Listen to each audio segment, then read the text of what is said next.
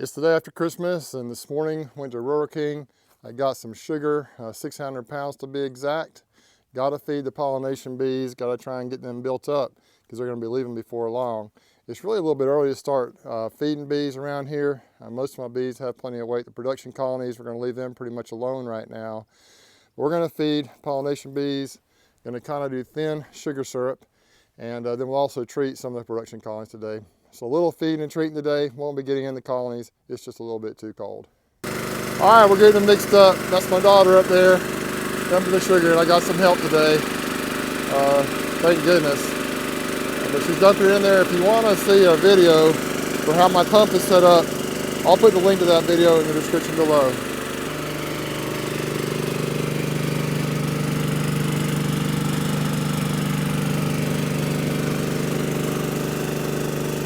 Yeah, the instantvap is warmed up to about 445 degrees there, so it's ready to go. Got the oxalic acid, and here are the hives up at the farm. We're going to treat these real quick while they're getting that sugar water mixed up. I've been really impressed with this instantvap from Larrabee's. It's worked out really well. I've treated, a couple of hundred, 200 or 300 colonies with it to this point. It works great. I have a couple plungers, one set at 3 grams for the bigger colonies. I found it just works really well. You could set it up to 4 if you want. And then I have another plunger in here at 2 grams for the smaller colonies and nukes. So fast and easy.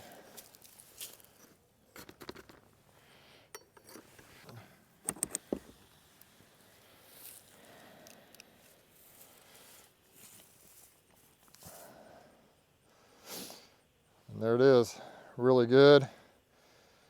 I don't know, it takes what, 20, 30 seconds to do a colony. There you go.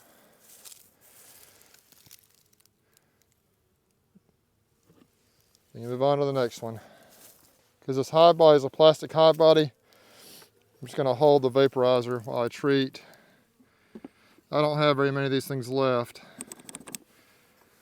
but I'll stand here and hold it, keep it from melting the plastic. Ooh, the bees are getting after me. I don't have my veil on. Probably not the smartest thing. I may put it on after this. Of course, you can use a towel or a rag or some sort of thing, some sort of a block to block the vapors in. Would probably be better, but I found it works okay to do this. It works well. And it's shooting so much of the vapor in there, it pretty much gets good coverage. Ooh, got stung right beneath the eye. All right, we're done. I'm moving away from this thing. They're getting after me. Ooh, those girls got me. One's right here. There's one in my mask.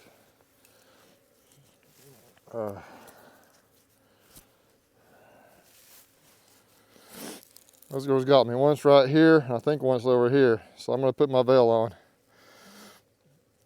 This mask, it may not be the best, but it works for me. It is a RZ mask. It's got a filter in it for organic acids, which is what oxalic acid is. But it's what I use. I know most people use a 3M mask. That might be better, but it's good enough for me. I usually put the vaporizer in there and back off a bit anyway, so it works out okay. You just got to do what feels right for you. I found this horizontal hive here works really well. It's just got a small hole right here, just a little 5-frame nuke of bees in that end of the colony. So I'm going to treat them with 2 grams of oxalic acid. Just stick it right in here like this, hold against the front of the colony, apply the vapor.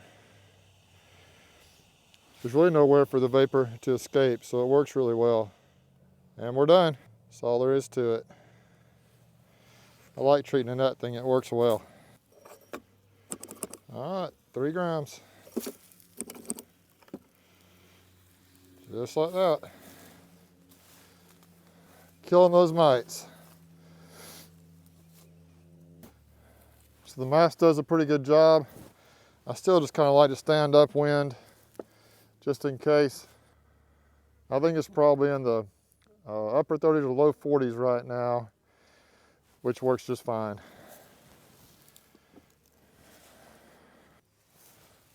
All right, we're going to finish these up and then go feed.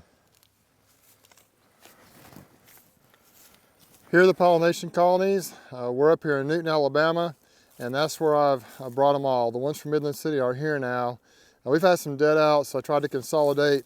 Pretty much any of these pallets that have 4 colonies on them are going to be going out west to California here in a few weeks. The others, some of them are a little bit weak, and so we're going to see what happens. I'm going to just artificially stimulate them with some thin sugar syrup and see if we can get them building. Now it's about 45 degrees out here now. The bees are flying. I guess they're just getting out and about some. They've been cramped in these hives here for a few days. It got pretty cold here. But I'm going to put some food on them, see what happens, and we'll go from there. I just found this. Not sure what's going on here. Lots of dead bees. Not sure if they starved out or what. The colony is good and heavy.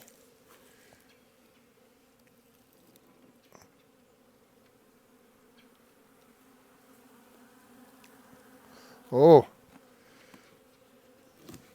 Still plenty of live bees in there. Not sure what happened, but well, look at that. We got us a little cluster of bees right there. Okay, that's interesting. They don't seem to be trying to rob or anything. I don't know if you could tell or not, there's also plenty of honey down in there. There's plenty of food stores. There's some bees. Man, there's a lot of dead bees on the bottom though, so I don't know what's going on. I guess it's possible they could have gotten into some kind of poison or something. I don't know. It's kind of weird. I don't see any other clusters of bees around hives like that at all, so maybe this particular colony found some poison somewhere. I don't know. What do y'all think? Leave me a comment. Oh, here are the feeders. You can tell it's been cold. Got ice right there, but it's starting to melt. Of course, I put some pine straw in there so the bees don't drown. And I fill it up with food. All right, we got that valve open.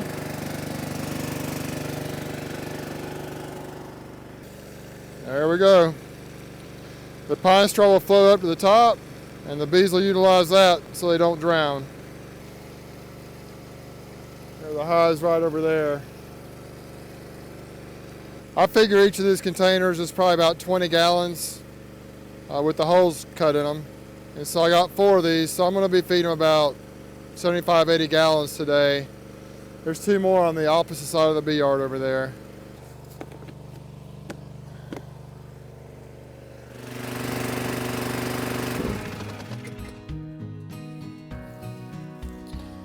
Okay, they're ready to go.